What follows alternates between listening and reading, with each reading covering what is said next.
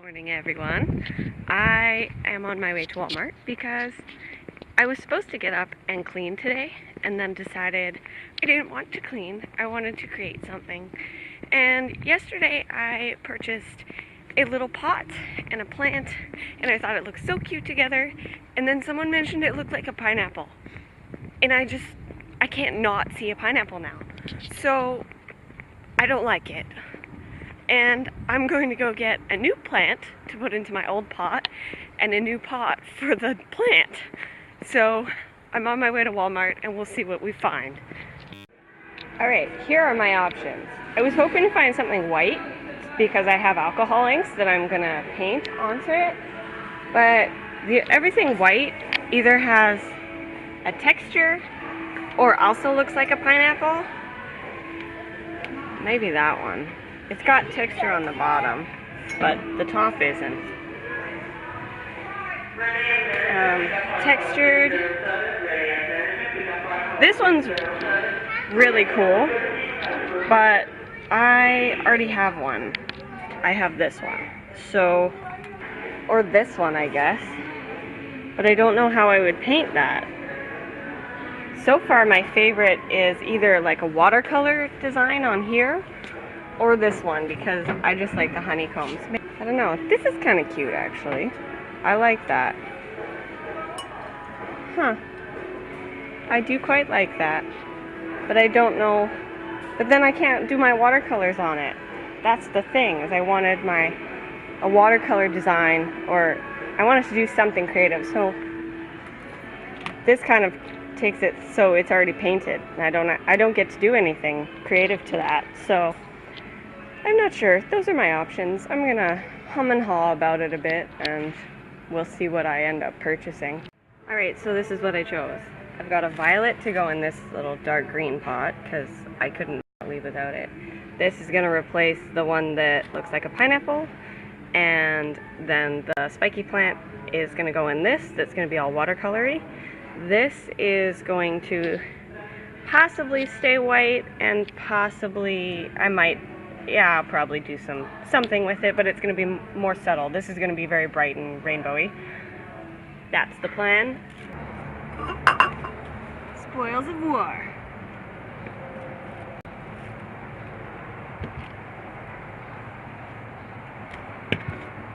This is the one that looks like a pineapple.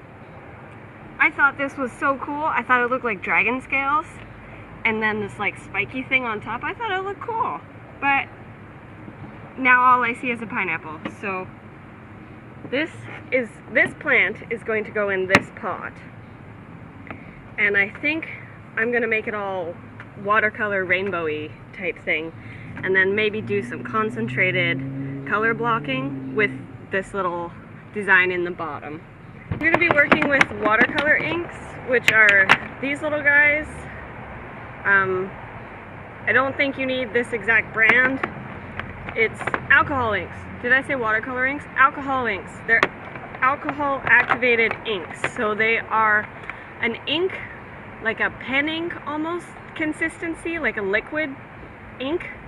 And they adhere to non-porous surfaces. So paper is a porous surface, so most things stick to it. Glass and glaze is non-porous. There's no pores to suck in things, and that's where these guys come in handy because they will stick to that. Granted, they do rub off if you scratch them off, so I am going to coat them afterwards in a sealant spray just so that it's not going to move.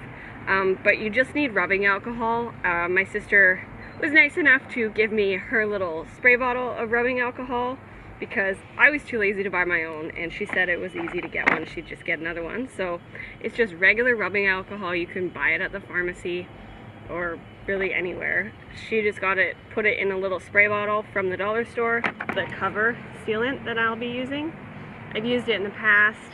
It works great. I've actually coated some cardboard candles that I made for Halloween in this, and then they were left in the rain, and then 2 days later I went and I got them and they were still fine. So it really works, but you do have to use at least 2 coats. I'm working on a piece of cardboard because I don't want the inks to stain this glass table, because they will. So since this was an experiment, I had no idea what I was doing. So I just started by dropping random colors on the pot. And I was shown by my sister that you do spray rubbing alcohol on it to disperse the color and make it more watercolory.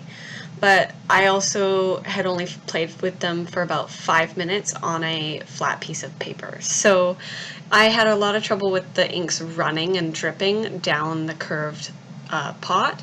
So that ended up, I wiped it off right away. And then just a lot of experimenting. There was not really any specific technique that I could explain of how to do this. I just put blotches of color down where I thought they would look nice, sprayed it, and then saw what happened. This I actually really liked before I sprayed it. It looks really neat how it is, and then I spray and it ruins it. So a lot of it is just trial and error. Figure out what looks good, what doesn't look good. There's nothing really that you can be told until you're actually playing with it. Like, I found a lot of it, the rubbing alcohol that I was spraying on was separating the colors. If you spray the rubbing alcohol on and then put more inks on, it separated it from the ones that were on before you sprayed the rubbing alcohol. So it ended up separating the colors instead of blending them together, which is what I wanted. It was also quite runny and watery and drippy, and which was not what I was going for at all. So I just kind of kept going until I figured it out. Just experimenting, seeing what works, what doesn't work. Really, that's the only thing to say about it. I ended up actually not really liking it at all and rubbing most of it off. But that's fine, because that's experimenting, and that's what you do, is you figure out what works for you, and everybody has their own techniques as well, what they like, what they don't like. I found for me it worked better if I didn't use as much rubbing alcohol and I used just more of the straight inks from the bottle. My original idea, I wanted very, very light watercolory looks, so that's why I was using the inks, the rubbing alcohol on the inks, was because I wanted it lighter. But I should have mixed them down before I applied them to the pot, because that would have gotten me a lighter toned finish instead of such concentrated colors, which actually worked okay. And I also found that moving the pot around as the inks dried helped reduce the dripping and the running down the side of the pot. You just kind of move it around and keep the drip contained within that color, and it worked a lot better. So once I was finished with the top part, I moved on to the little bottom grid bit, which was pretty much the same concept. It just putting colors. I actually didn't use any of the rubbing alcohol on the bottom bit at all. And then I wiped off where the ridges of the cross was, just to get a nice white grid on top of color, which is what my original idea was. It worked out okay, actually. Okay, so this is what I've ended up with.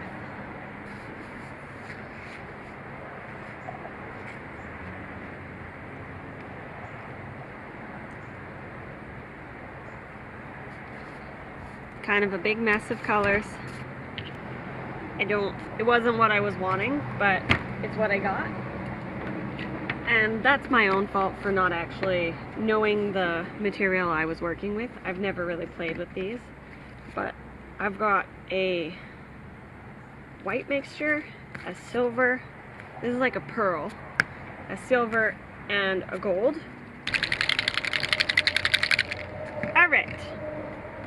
Because there is too much color going on here, I figured I might as well see what I can do with some drips down the bottom. And I'm going to start in my least favorite spot, in case I hate it. I think this is where I'm going to start, so that it doesn't pick the colors up as it goes. I'm going to seal it first, but I'm going to do it over there.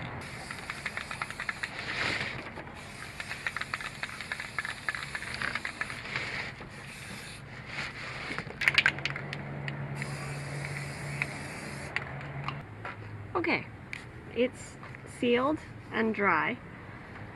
I'm not sure if I'm gonna like the drips or not, so we'll see. This is where I had the other one.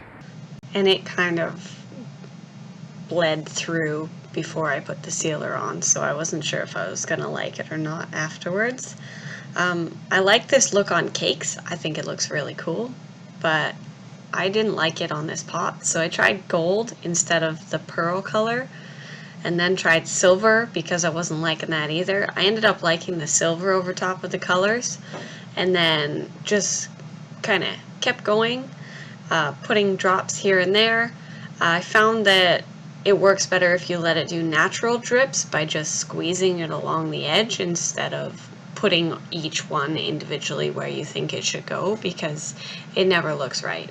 I didn't like the upside down drips, so I started doing them around the top rim and ended up really liking that. It was a lot easier to do too, because I could just squirt a whole bunch out and let it drip where it drips, and the natural drips looked a lot better. I'm gonna stop now.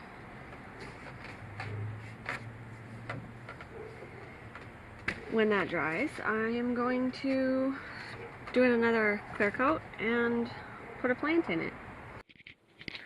I just realized that it matches my shirt. But that is my experiment. Hope you enjoyed it.